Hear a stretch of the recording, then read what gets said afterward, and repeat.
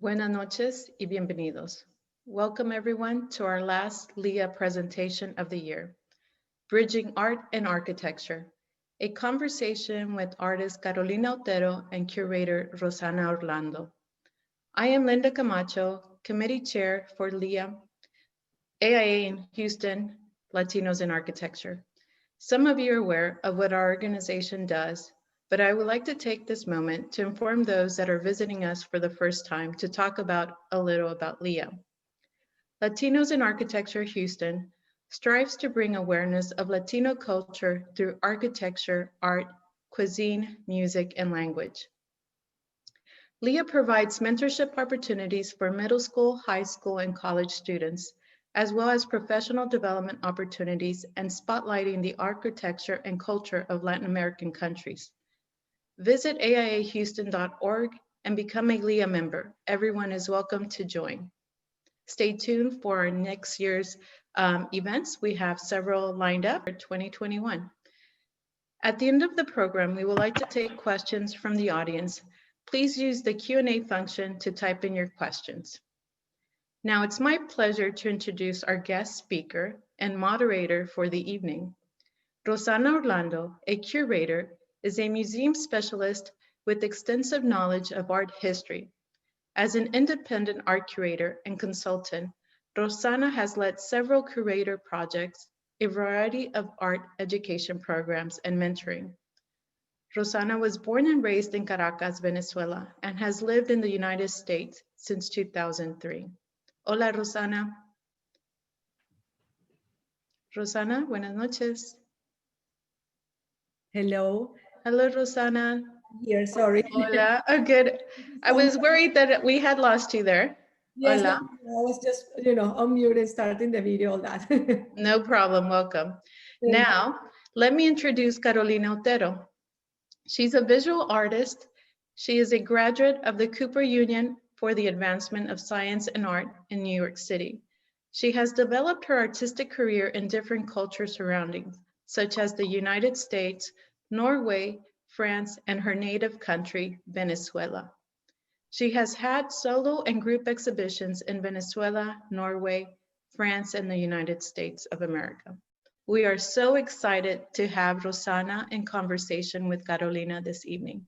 Bienvenidas, muchachas. Thank you. Welcome, ladies. Thank you. Thank you, Linda. It is really an honor and a pleasure for me to be here tonight. I would like to start briefly by also thanking you, Linda, for all your help during this process. I would like to thank Jennifer Ward, again, also for the invitation, for her assistance during the whole planification of this event. Also to Diego Subizarreta, who was the one putting us in touch, and to Isabel Subizarreta, who was, she has been very helpful with putting together the presentation. And finally, well, not finally, also to Miguel Silva, who is behind Carolina's camera, and he's gonna, make the studio and Carolina look fantastic for this event. And of course, to Carolina, it is an honor and a pleasure always to be here to talk about your work. I've been privileged and honored to know your work for quite a while. So I think we're gonna enjoy discussing and talking about pretty much the evolution of how your creative process has, changed through time. And also, of course, we're gonna talk about your relationship with architecture. Thank you, Carolina. For the invitation. I feel very honored. I want to thank, of course, my friend Rosanna Orlando, independent curator, my friend here, engineer and musician Miguel Silva, who is just right next to me, my two kids who have been very instrumental indeed, and my husband who is always supportive. I'm really honored to be here.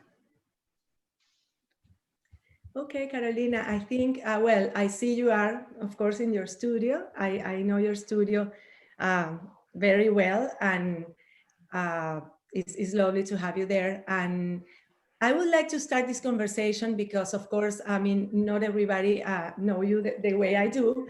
So should we start by talking about your upbringing? Where did you grow up? What were the things influencing your your view as an artist now that you had when you were in your home country. And I would like to start with that, with your relationship, Okay. with, you know, your environment and architecture from that point of view. Okay, so we're like, okay, can you see that image already? Everybody? Okay.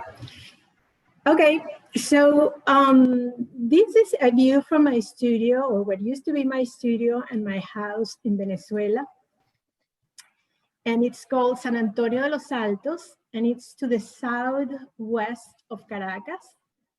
And in fact, Caracas can be seen at the very end of the picture, just in front of that mountain, El Ávila. The Ávila separates Caracas from the sea. So I grew up in San Antonio de los Altos, as I said, and I am the daughter of two accomplished Venezuelan artists. And I had the privilege not only of growing up in that beautiful environment, very close to nature, but also surrounded by not only visual artists, but actors, actresses, dancers, musicians, poets, playwrights, designers, and architects. Okay, so I really love this image because I think it's a perfect start to describe your relationship with architecture. Because as you mentioned, you were surrounded by all this beautiful community of artists and architects and poets and visual artists and all that, plus the beautiful environment like nature. And I think this image is wonderful to put those two together, because it is, as you are gonna, of course, tell us more, but it's a park. So it's a structure in a park, and you can see the light, the shapes, so many of the elements that we're gonna see throughout your whole work. So can you tell us a little bit more about why this image is important, why we wanted to talk about it? So I will begin by saying that everybody knows, every architect in this talk might know that this is Confluence Park. It's a construction, a design made by this local Texan firm called Lake Plato. And I had the privilege of visiting it 3 years ago. And in fact, they won a prize last year from the AIA. Well, the thing is that I put that there because we are in Texas, and I wanted to keep on talking about, to me, the relationships with art and architecture. And I think they do have like a common ground. To me, they are both about creating and activating space. They're about volumes and voids. They're about structure. They're about texture and materiality.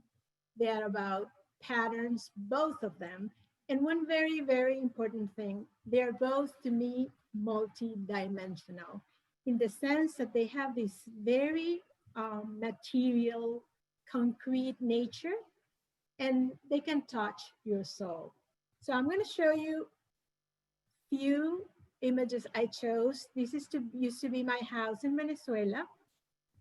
This was my parents' house, which is now the house of the Otero Pardo Foundation. Yeah, which I see are important because you can tell you were surrounded since you were born from beautiful architecture, and not everybody has that experience when they're kids. So to you, it was second nature to be, you know, in a space that was already a work of art. And that other image that we're looking at, can you please tell what it is and why it's important? And I want to then pause there because I would like to say something after you tell us more. So this is the Aula Magna of the Ciudad Universitaria de Caracas, which is part of the Universidad Central de Venezuela. And this was a very important project. In fact, it is a World Heritage project from the year 2000. And this piece here, it's Calder's installation. And what happened in this project is that Arquitecto Carlos Raúl Villanueva invited a group of artists, both Venezuelans and international artists, to work together with him. And they did this incredibly beautiful campus where art and architecture are in constant dialogue. Yeah, and I think it's important to mention that it was a project that was very revolutionary for the time. You know, to involve so many different artists, not only to commission artworks from them, but also to work together with the architect to intervene the spaces.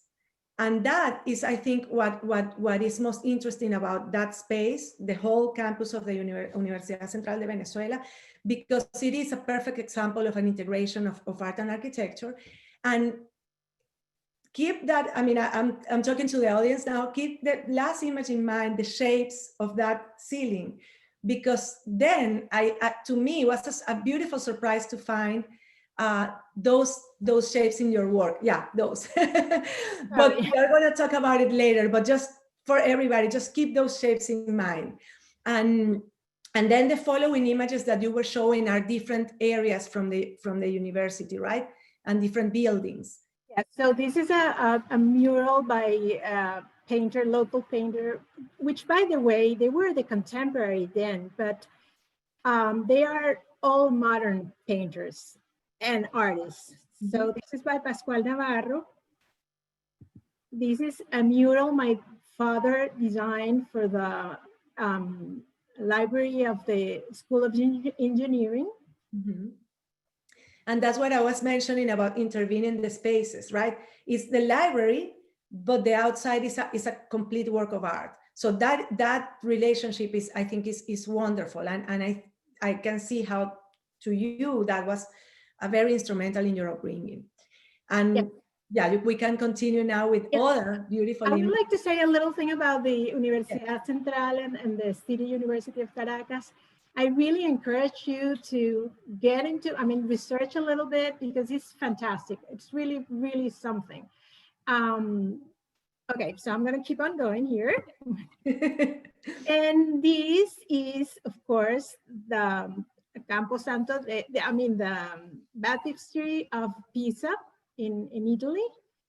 And I brought these images here because I was telling Rosanna how architecture impacted my work. And it was because of my experience of it. So in Pisa, the very first time I saw it, I got there at dusk in the golden hour, and the stone was just beautiful. It was illuminated, and the very green grass would make that scene something completely surreal. It's like those very heavy objects, that the masses, the volumes of the building were floating. It was like a dream. And I think I remember talking about, this image in particular, that you were fascinated in that moment also by the textures, by the materials.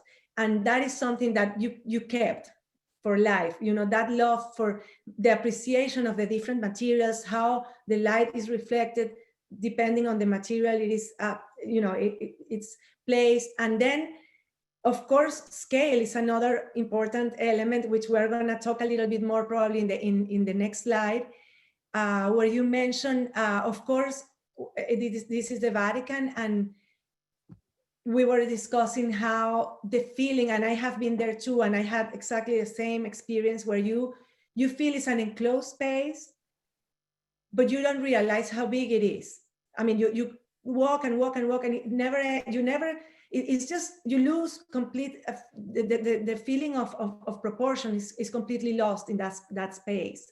And I remember we were talking about it, and you mentioning that, and I think that's a very interesting way to experience a space. Yes. So the way I would describe it is, it's like if I were within a wide angle photograph like the space was flattened, but you would not, I mean, you would feel comforted and embraced. Wouldn't feel overwhelmed by the space.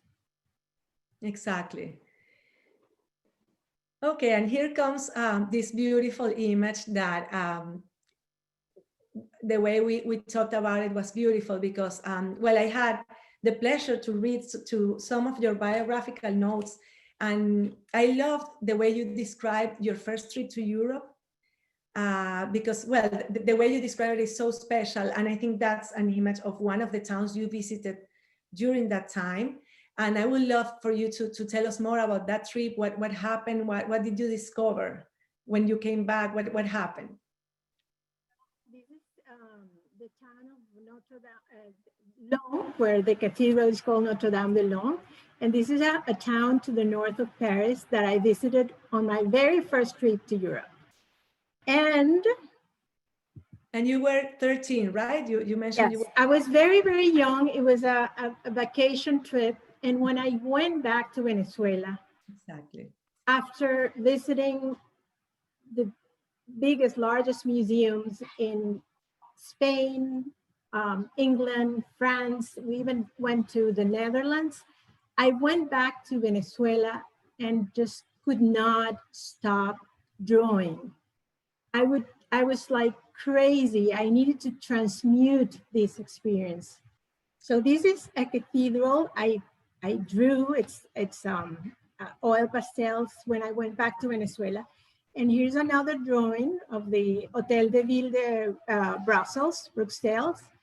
And I did that at the very, at the time I went back. As soon as you got back. And I see, and even if these are very early works where you were not consciously had decided to be an artist, I can see already a beautiful integration that continued, in my opinion, in your work, which is, you know, the combination of geometrical shapes with organic shapes.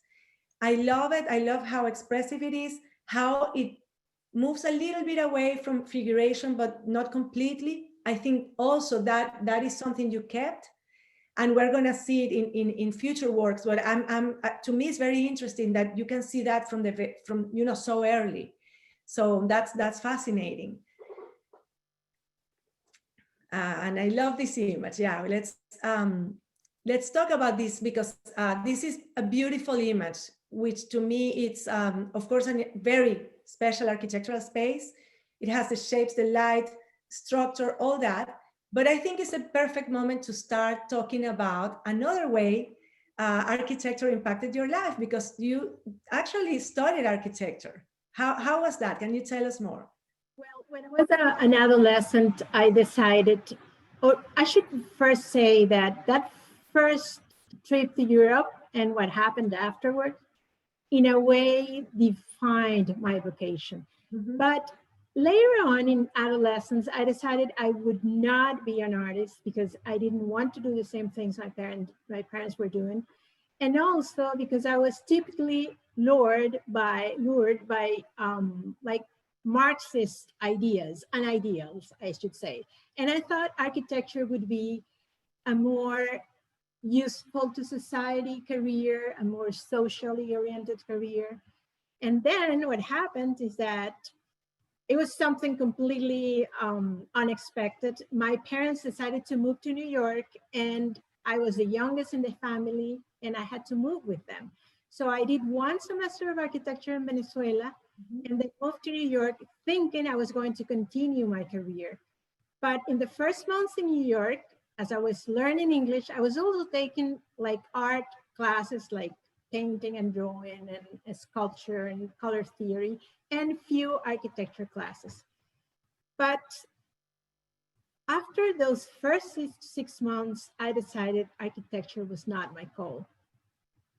And I applied to Cooper Union as an art student. I was supposed to apply to Cooper Union as an architecture student, and I just declined and started my art. Okay, and then you have also examples from that period, right? When you were a student of art. Yes. And I love this image. It's a self-portrait, right? That you did when you were a student. My first year of school, yes. Okay, and this is I cannot hear you very well, Carolina. Oh, Okay. can you hear now? Now, yes, perfect. Okay. So I love this image because if you will tell me this, you made this like yesterday, I will believe you. I can see here in particular, your strokes, your mark, your signature is there. And I think that's very, I haven't seen that in many artists, you know, that consistency between your early work and your later work, a whole complete evolution, but still the elements that like the essence remains. So that to me is very surprising. I love it. And then you have also, I think you brought exactly. I love this work because it's a landscape, but again, that combination of abstraction and figuration, the palette here of colors is. I have one very later work that to me is exactly the same, purple, the same blue. So I love this. I love to find these connections between your own work. Yes, so I'm going to keep on going. And all this previous work we're showing as a way to let us know a little bit of my path. Mm-hmm. So this was from the 90s, and this is a collage, and it's called Bonjour encore Notre-Dame-de-Lens, and it's an homage to that cathedral. Okay, and can we just briefly go back to that collage, because I would love to mention here that, and just for the audience to know that collage for you has, I mean, this was not your first collage, but it will definitely not be the last. So collage in your artistic life has been very, very important. Another element that I see here is that homage to another image. And that is also a constant in your work, how you rework images that are either from your past or from your own images or from other artists. So that's something that I think you can tell already in this collage. This is a collage from the early 2000s. It's actually a mixed media. It's painting, drawing, collage, and it's done in wood, made on wood, and it's called an homage to the Tempest over Toledo by El Greco. Yeah, and again, yeah, I was talking, I was just saying that homage to other artists, but then here you mentioned how in this series, and we will need to talk about seriality a little later, but you made a series of these works where you carefully chose the wood, and we have another example of that. And that again shows your fascination, your respect for materials, the study of how materials react. I think that's very interesting. So the next one, right, is another collage or mixed media collage made in wood, but this is an homage to your house, to that view you had from your studio, right? Exactly that. Yes. So as you were mentioning, I mentioned at the beginning, nature was very present in my upbringing and still is, and also my relationship to like art in general, to this 40,000 years of art history and cultural history. So what I tend to do, and from the very beginning, is this dialogue, this rereading of the history of the world, the cultural history of the world. And I'm going to go back to that. Yeah. So this is a series from 2008 or so. They're called Intervened Images. And what I did here was to draw on top of these printed pages. They were pages of Sotheby's catalogs. And again, I think the landscape is there. Mm-hmm. This is called with Gauguin. And if you really take a look, you will see there is a Gauguin reproduction on top of it. And it seems a little irreverent, but I'm actually in a dialogue with the I know. artist. I think it's a way to say, okay, Gogan, you're an artist. Me too, I'm an artist. So let's just talk about it. Let's just be in the same space. I love it. Okay, and this is important. Yes, from here on is the work I've done in Houston. I arrived, I've been living here since 2015. So this piece and the next few pieces will be from the time I got here, and they were part of this exhibition I did in 2015 called Passage. Mhm. And they are in fact, to me, a moment of transition. And they were collages again, mixed media, and they were again made on top of printed images. Yeah, and I love how, well, these and the following images, you see how you incorporate words. I love that because, and we have talked about it, that you are very interested in calligraphy and in the written word. And that will come full circle in your latest work. But let's not talk about it now, but just keep that in mind to discuss a little later. And this is wonderful because this is also a mixed media work, right? That you did inspired in Baldwin Park. Yes, I was telling Rosanna, all these works have some kind of a story. At the time, I was singing in this choir, this camera choir, and since I don't read music, I had to learn the parts by memory, and they were very classical pieces from like 16th, 17th centuries. So the director of the choir taped the melodies for me, like my melody, which is a soprano, and the other voices. So I would go to the park, which is filled with these very beautiful oak trees, and I would learn my part, listening and walking, and listen to the whole piece through all these voices and contrapoints. And it was just a blast. It was fabulous, wonderful. So the play of the light and the volumes and the branches of the trees and the different spaces, it was just like as if I were walking through the music. Yeah, because again, it's an experience of the space, and that's something that is beautiful to see, because it is again seen. I see it in many of your works, and this work actually you then reworked it in later. So let's go to maybe to, well, we have exactly, this is another example of the written words that I'm fascinated by these works too, and then I think another important element, and I think we're gonna see in the next slides, yeah, here, I wanted to go to this because that's probably when you discover your love for printmaking during this exploration time. And I think it's important because before you were already working in series. So that fascination for seriality, I think is very relevant in your work. And to me, it's an indication of an in-depth investigation of something, whether it's line or color or shapes or whatever, but it's that, you go deep into that. And I think printmaking allowed you, I mean, it gave you the perfect media to do that.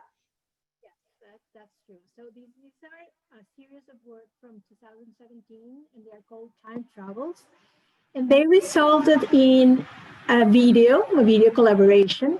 So I had the video, I printed some very big, and also I had this series of prints. And what they are really are intervened prints again. These were copies of like proof of printmaking that I was not gonna throw away. So since I didn't like them, I started working on the top of them. And Okay. this is what resulted. There are, I don't know, 25, 30 of those. And you're right, I need to work in series because it's like, it's the time and it's the possibility of developing the work. And by the way, the work is always very organic. It's like it develops as I'm working, and the work tells me what it needs. Yeah. So it's something completely, it's a flow. And then you have examples of of the time travel series. And what I love about it is that each one has its own identity. I mean, you can tell like the commonalities, but also I think it's an invitation for the viewers, like most of your work, I will say all of your work, to kind of go in, look closer, take the time. Because if you see them, too fast, well, this no, because of the colors, but in general, then you will think it's the same image. But then no, if you go a little slower and try to find the differences, the identity of each work, I think that's fascinating. And that's present here, and also in the following series, I think we discussed you were going to show. And in general, I think in your work. So these are real prints. Mm-hmm. And I say that because I went to this wonderful residency in Baltimore with artist, printmaker Soledad Salame and Randy Rice McCormack. And this was just a gift because I went there in those residencies. By the way, they're in Baltimore. I don't know if I said it, but these two people work with you so that they would direct you in which direction what a technique to apply, so that you would keep on developing, or you would speak your language. So it's very experimental, right? You mentioned that to me when we were Very experimental. When I showed my friend Soledad Salame my works from the previous series, she said, those are not prints. And she's right. They are intervened prints. These are prints. Okay. And these are actually made, based on the image of Golden Park. You can Golden still Park. see you can still see the And tree. this is the one I say, sorry to interrupt, but this is the one I see the palette of that very, very old landscape you did. So that blue, that purple. And I love how, again, you see the park, and it's an integration of abstract work and, figurative work. And it's very fluid. It's not like, I don't see tension, I see integration. So here's another intervene print. Mm-hmm. I found this little bottle cap, and it's there. Mm-hmm. And another one. And we pass Okay. to another body of work. I would like to mention here, and I think that's another very important element of your work in general, of your creative process. The way I see it, of course, I may be totally wrong, but this kind of dichotomy between being so like contained and calm, like this Apollonian approach versus the Dionysian approach, like the other ones are more like an explosion of everything. These are, first of all, these are books, so they're very, very small, the images, so you need to really get closer to the image to see. They're also serious, but they're in scales of gray. There's not big contrast. They're very intimate, very subtle. Also the material, so they're completely different in mood, but still they have your signature. And that's me analyzing the work in a visit. Well, this is, yes. I also recognize that more contained tone and a more emotional one.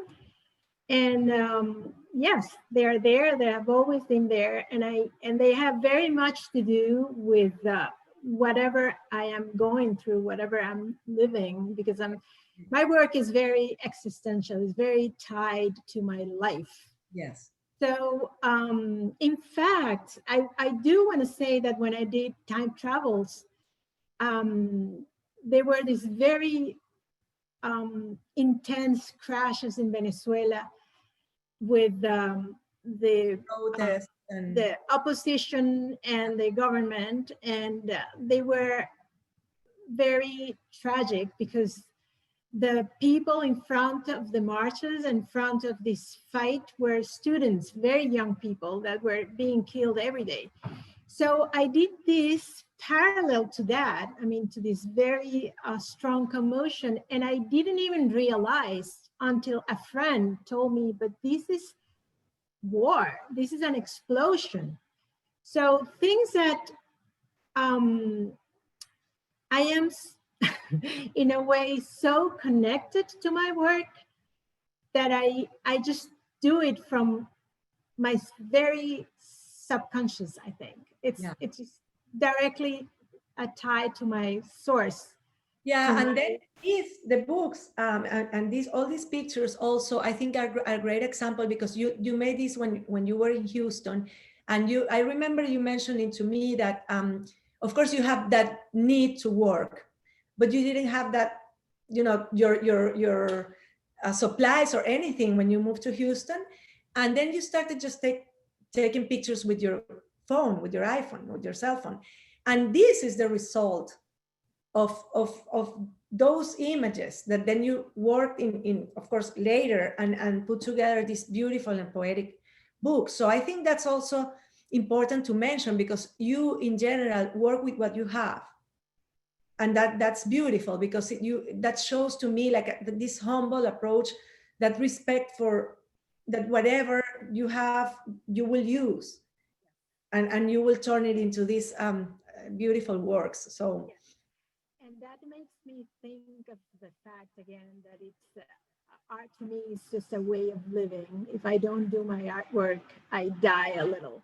So I do work with anything and everything that I could find or I can find around and all the time. So I put these pictures here because I wanted you to take a look or to look at the scale of the work. And here we are on the like next to last body of work. And this is the some prints, some real prints. This is real printmaking. And I started this project in a second residency in Baltimore, and the pieces I did there at the end. And this was in December 2019. So from January to March of this year, I did these works on this print here with another artist, printmaker, photographer, very dear friend, Armando Rodriguez, with whom, by the way, I did the drawings, I mean, the art books. So and I have here is Carolina, because I see again this combination. I see a little bit of time travels there, yes. But I also see these organic shapes, which to me they reminded me the Calder ceiling, the one that I ask the audience to keep in mind. I see those shapes. That's what, and I see playfulness. But then you rework those prints and just show us, because this is what I see. You know, if you see the whole, which are of course a lot more than what we're seeing here, but everyone has its own identity, and I think that's very interesting to see. So yes, these if you really look, the drawing in there comes from the time travel prints. I did all this process. I reproduced the image of the time travels linoleum. I made it positive, and then I did collages with them, photographed them, and I got this composition on top of which I did serigraphy, which is these, and solar printmaking, which you're going to be looking at the end. Yeah. And by the way, I would like to say that just today I launched my webpage, updated. So yes, you can see all of these and a lot more if you look for it. It's carolinaotero.com, very simple. And I just wanted to mention that. So I'm going to keep on showing these prints from 2020. These are from this year, January, March, from this so crazy, strange year. Yeah. And I did 20 different prints all together with these last two. And if you notice, here Exactly. is a picture of Conference Park. The very first image you mentioned, you show, well, the second, yeah. So yeah, and here I think it's a beautiful, beautiful integration of your whole work. It's a synthesis. You have the organic shapes, the geometric shapes, figuration, abstraction. You have all of that in these two works. But then you changed. You went to a, well, not that different, but looks very different, but it's not totally different. You took another direction during the pandemic. And I remember when the first time I visited your studio right after the pandemic, you started showing me these so many drawings and very intimate, very beautiful work that is actually what I have in my background. But yeah, it starts with that. Different sizes, different explorations. This to me is a whole world that is a beautiful synthesis of all your interests, all your areas of investigation. I see it in my view, and again, I may be wrong, but I see calligraphy, I see towns, I see line, I see textures, I see the different papers because these are collages too.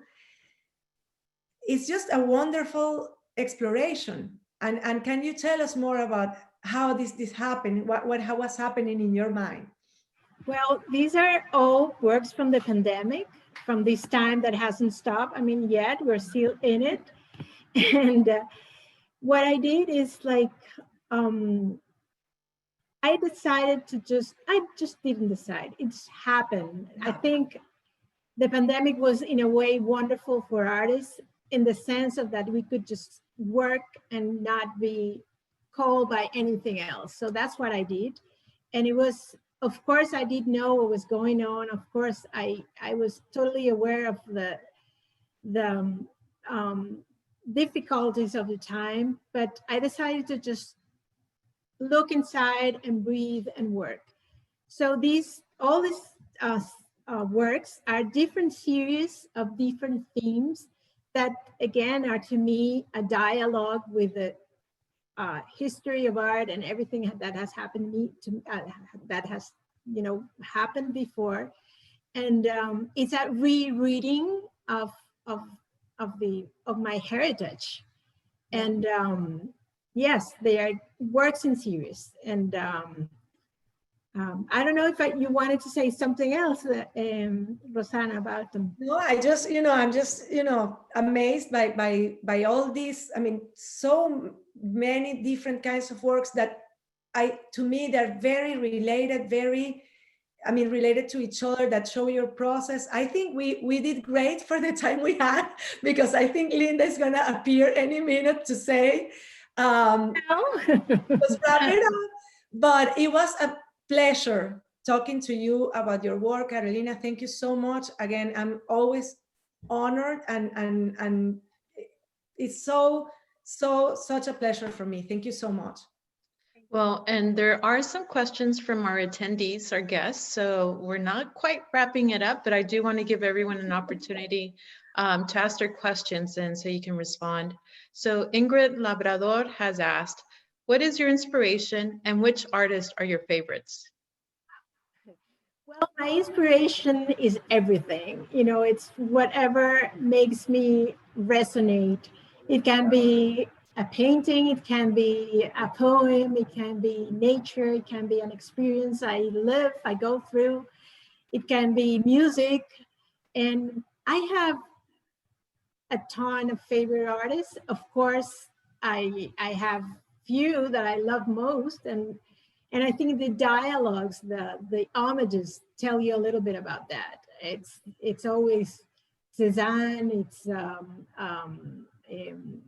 Gauguin, it's El Greco. It's a great inspiration to me, and contemporary artists too. Great. And so sorry, go ahead. So she also wants to know which aspects of abstract art influenced your evolution as an artist. repeat the question? I'm sorry. Yeah. So which aspects of abstract art influence your evolution as an artist? Well, I think, of course, I relate to the elements of art in a very pure way, like line and shape and color and the activation of spaces. I believe my work is always like somewhat, it always has a figurative reference. So the aspects of what makes me, relate to them is probably the use of, in a very pure way, of the elements of art. Yes. Thank you. Carolina, before we go on to more images, can I ask you to put it back to your very first image? That's such a beautiful image, and I want to take advantage. My studio view, of course. No, not the studio view. Sorry, the mountain where we can see El Avila beyond. I know I've never been to Venezuela, but I think that nature always brings us back and connects us to the things that we end up seeing, and from there we take. And so I know a lot of people said it was beautiful. Yes, that's a very, there it is. There it is. It's a very dear, very, very dear, wait, here. Oh, we're trying. No problem. So yes, there we are. Can you see it? Not yet. There we go. Okay, perfect. Beautiful. So that's a very, very dear landscape. Yes. Yes. Yes, these mountains. Yes. Yes. And so we'll go through. There's another question from Bayardo Selva, and he wants to say, fantastic work. You can see your life experience in your work and enjoys the reflections of your moment in time in your work, like Picasso, Guernica, or Botero's theories. And so he would like to know, does your work reflect the struggles that Venezuela lives today? I believe so. Of course, I would say I'm not, my work isn't totally engaged in a political way, like in an activist way, but I think it's always there. It's always in my heart. And well, one very clear example is the series Time Travel. As I said before, art is a way of living. I cannot separate one thing from the other, but I believe I am more useful and more truthful to who I am by just sharing my life experience through my artwork. Yes. No problem. Okay. And then now Ingrid, she also wants to know, can you provide any advice to better understand and analyze abstract art? Well, I think that every art form, has to be experienced. I believe very much in that. It's like music. You don't think about understanding music. You just enjoy it. You just listen to it. Now, for contemporary art, you do need to read context, to read the references, because it's very much about concepts and ideas. But art in general, I would say just experience it, give yourself to it. And if you really do that, or if you do that, it might just open up for you. It's a matter of being generous enough and opening yourself and your sensibility to the work. Okay, good. And so our next question is from Sasha Loveless, and she's saying, I'm a residential architect for a small firm. Oftentimes, the materials I have to access to are defined by the client or the budget limitations. What advice would you give me in terms of finding joy in the materiality of my work? How can I work with clients or builders to encourage them to take artistic risk? Well, that's a struggle we always run into. Yes. All our big projects. I guess you would have to learn to seduce them a little, right? And convince them that your choices are are something they are going to enjoy. I am not an architect, so I wouldn't know what to say, but in a way I can relate it to my having very little mediums, material supplies, which I have had, and to making the best of it. But definitely for an architect, it would be, as I understand it, to sort of lure the client into whatever you are proposing. I hope that rings a bell or something. Yes. That helps. I think we always run into that struggle, and you just need to present your ideas and not give up and try to present the reasons why this material might be best for the design work. There's another question from Luisa Duarte. She's also been with Leah a year ago. So, hola, Luisa. She would like to know, Carolina, do you consider your work about Houston, which is so organized and calm, an absorption of your new town? And maybe placing the images in such an orderly and calm way could be like an attempt to balance the dynamic Houston landscapes and calmness in order to be a little in control of this new environment. That's a fun question. Well, yes, in a way. These works, the books, are a reading of the city. And I am very grateful to be here in Houston and in this country, but it's been somewhat of an uphill situation. We left our country in a way unwillingly, and we left it because we wanted to offer our children a better future. And it has been like, it's been a work. I mean, it's been a job to come and live here and establish ourselves here. So I think she might be right. And I think it's a reading, and that work is, it's full of tensions, because if you see, I mean, it's a very small scale work, and Houston is huge. And also it's, as you say, it's very organized, it's very calm. And well, I guess Houston has some of that too, but it's not like the best impression you get of the city. So you might be right. Yes, I would say yes. Good. Lorena Morelos, she would like to know, tell us a little more about your color choices on your new work. I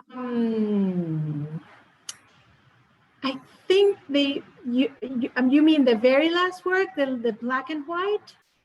Or, well, I wouldn't know, but if it is the black and white, it's like, I was in, as everybody else, in such a shock at the beginning of this period, the pandemic, that I decided to just, in a way, to concentrate with minimal elements.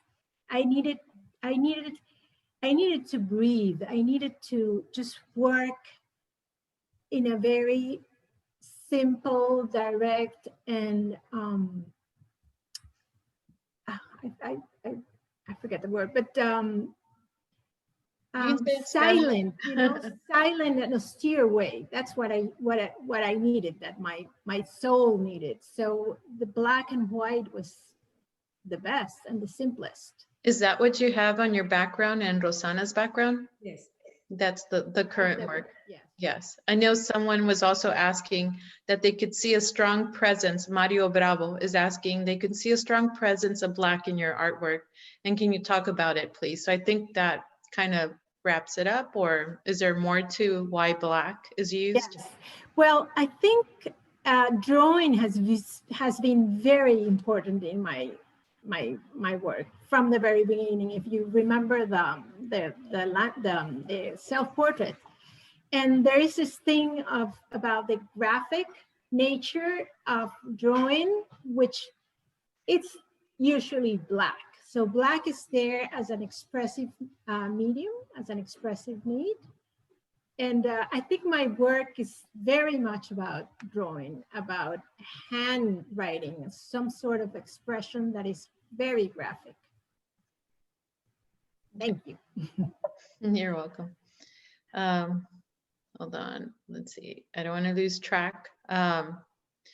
Okay, so Teresa Thomas would like to know, did you start art school or architecture school at Cooper Union, or did you enter Cooper as an art student?